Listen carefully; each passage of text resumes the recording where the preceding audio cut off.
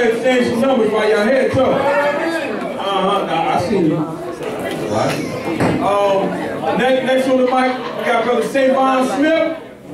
He's gonna give us a little poetry, light the mood, something for us. Come on up here, my brother.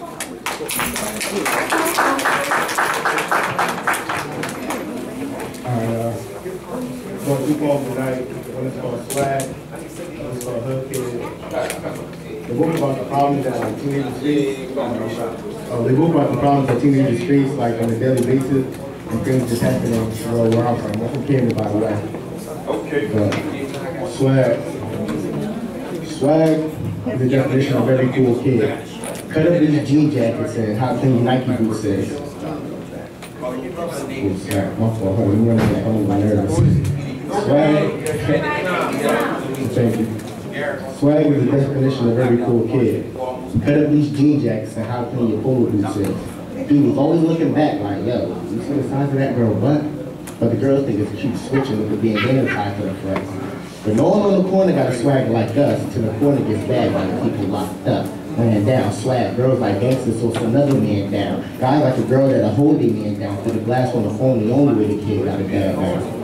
Swag is Team iPhone, that girl was ratchet and that's just my baby dad now. Swag is the fault of most black people, so let's break swag down. The S instead of socially instead of statistically superior. Concerned with the end, not the exterior. The W is when you get arrested, who can you call through the prison walls? When you're not around, it seems like everybody is going. The A is the Abercrombie. You exchange your money for an education, an immature swag kid for a swag generation. The J is the good music, the goons that listen to it, the music that people Google, but who is P.U.P. moving? Which chick is the baddest? How low are your pants saying? If they can deep look inside and ask, then you know what swag is. That's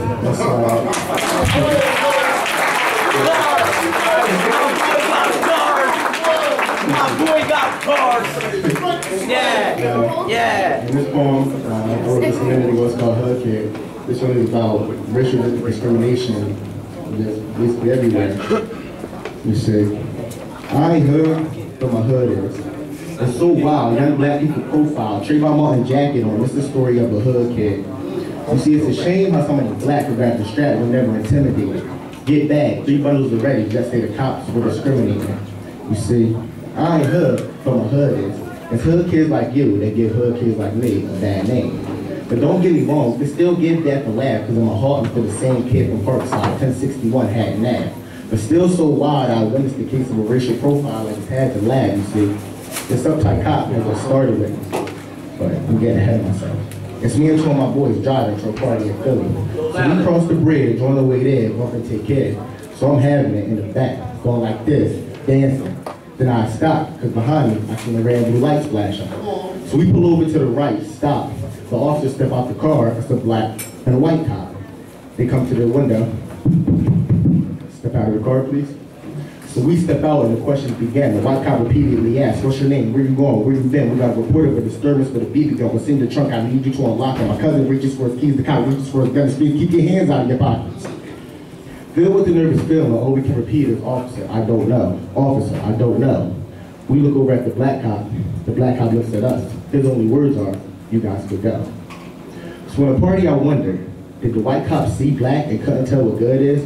Was the black cop thinking about the real assailants that he could get?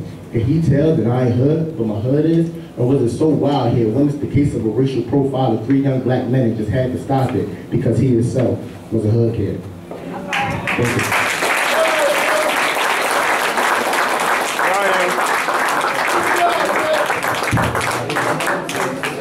CMD with all we got. Yeah, okay, I'm also a part of an organization out of CMD called the Cease Murder Diplomats. We had a gala of love. I took a few individuals from out here. They enjoyed this. It's a ball. One thing we gotta stop being is so like regional. You gotta be able to reach out and go to different places and participate. That's what it's all about. This is a nation, and we are part of it. One nation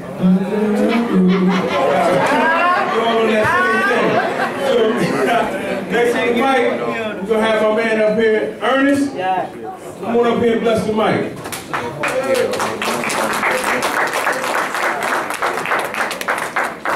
I'm gonna give Kim a round of applause, and she's right now ordering a couple of my books. So we got books You know, got Martin King in the back, so you know, y'all support. Put a round of applause for Savon. Yeah. Put a round of applause for Savon. That's a nice thing. Yeah. Two poems about my girl. I said, everything she is, attitude is green. She like a rose red, but a paper green. Life like a movie, never try to make a scene. Cute face, then again, maybe it's the Maybelline. I know I can get her. Your boy's so cool. You can't swim nothing. You got a little pool. Real short, her body real thick. Mouth like her hair real slick. I mean, a swag real sick. Somebody call her doc. All she had to do is roll a shot. So she don't need the cop. So caution, take next. But she be killing them. Look how she break next.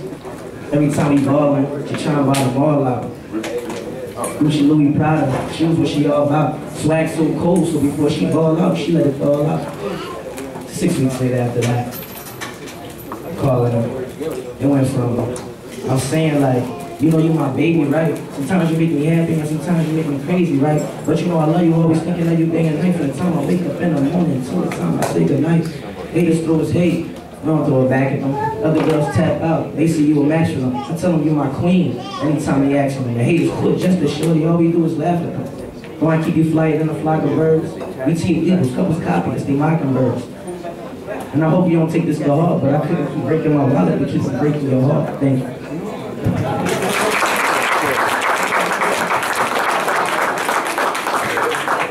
All right. Next, I would like to call up our brothers in the community that's in arms, that always represent, that are present for peace, and my Martin King, and I'm also present for peace. That's right. Come on up here, Steve Young and the Peacekeepers.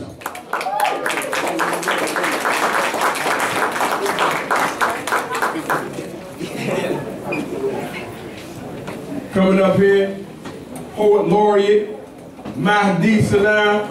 He's going to follow up after they speak and do his thing.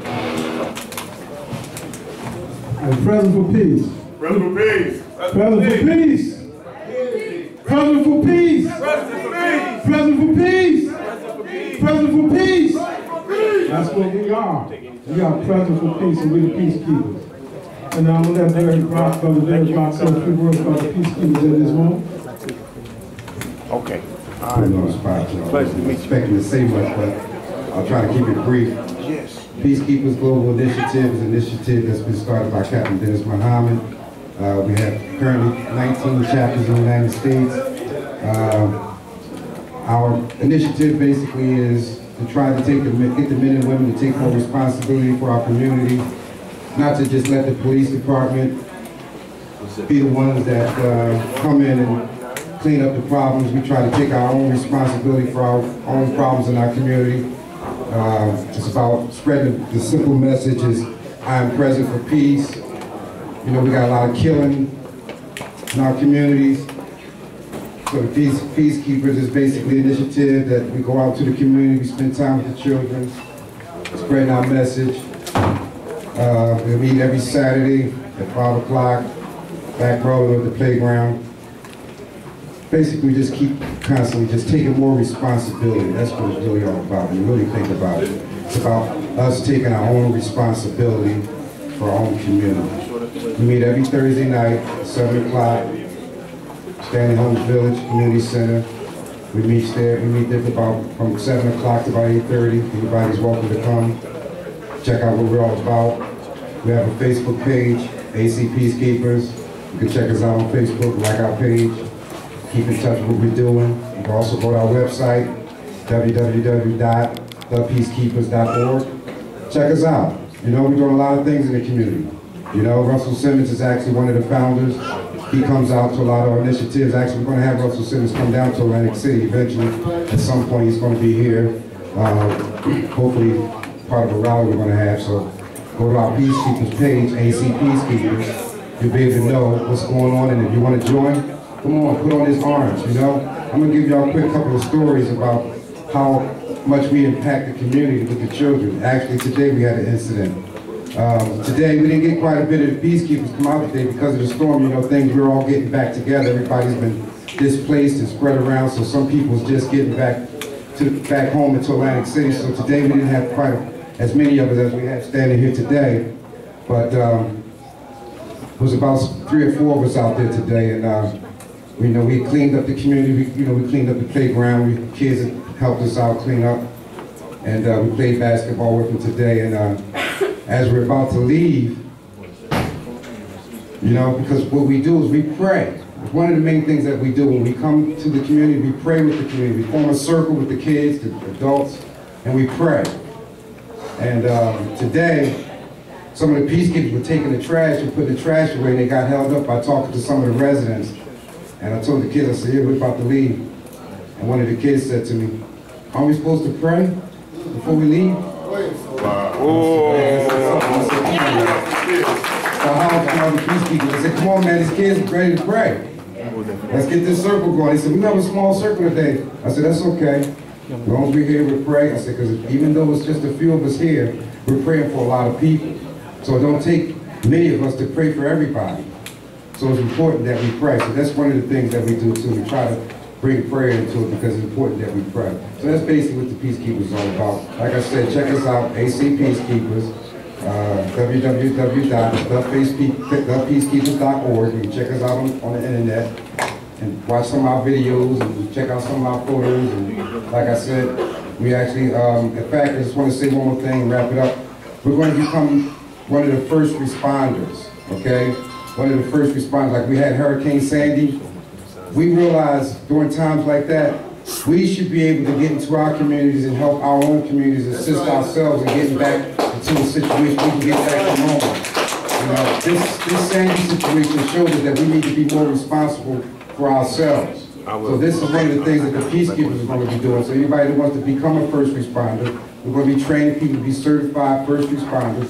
That way you don't have to wait in a hotel to see what's going on in your home. You can come back, let your family know that, hey, I rode past your house and you're okay, or you got water in your house, or whatever the case may be. We can be more responsible for what's going on in our community. So this is what the Peacekeepers is really all about. Taking responsibility for ourselves. And that's it. Very simple. Once again, we meet every Thursday at 7, Standing Home Village. You can get one, come train. Thank you. Girlfriend, you got it good. We're going to have Mahdi Salam do with the Peacekeepers poem. It's called The Ghetto Report. What's it about? Before I do the Ghetto Report, I'd just like to say what the report is about. The Ghetto Report is, as such, a report on what's going on in the hood.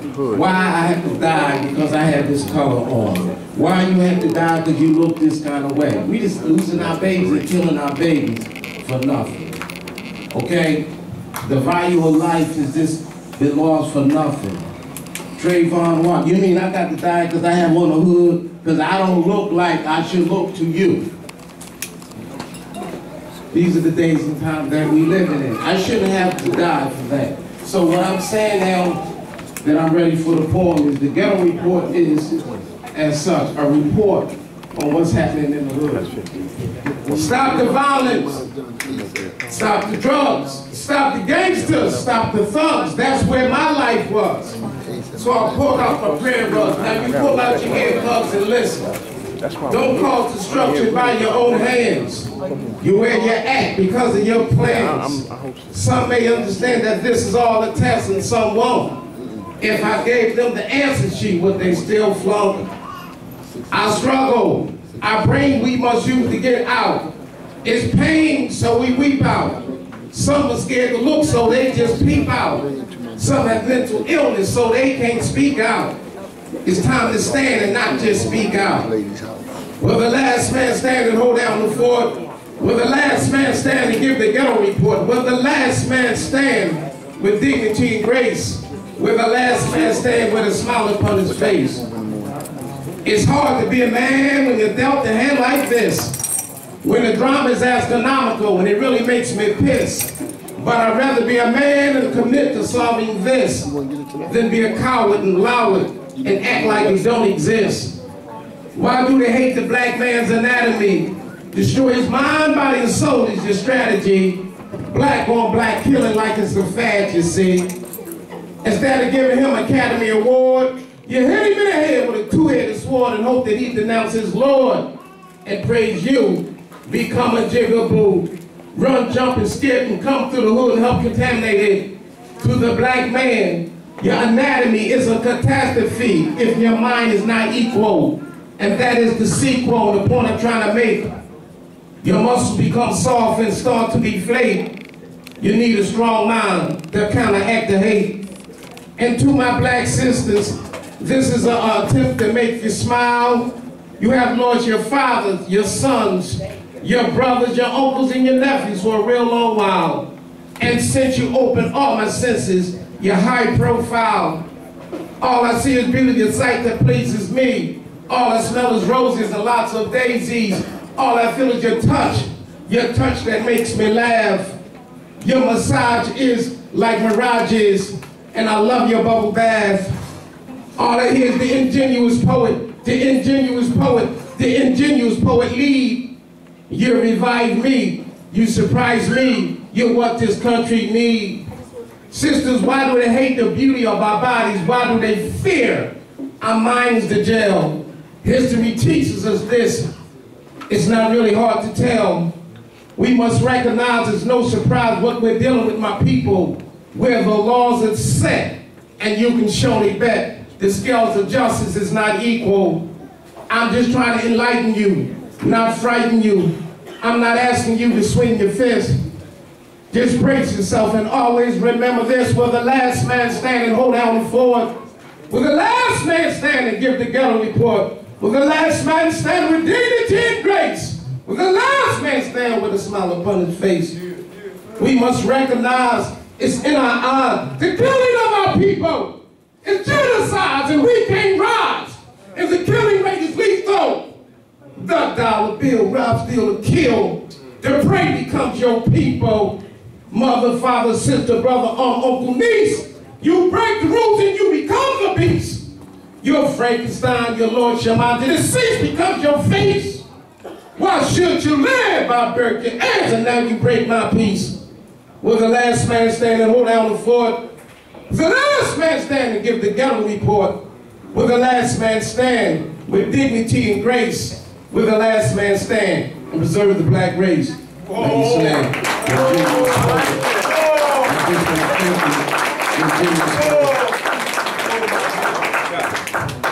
Yes.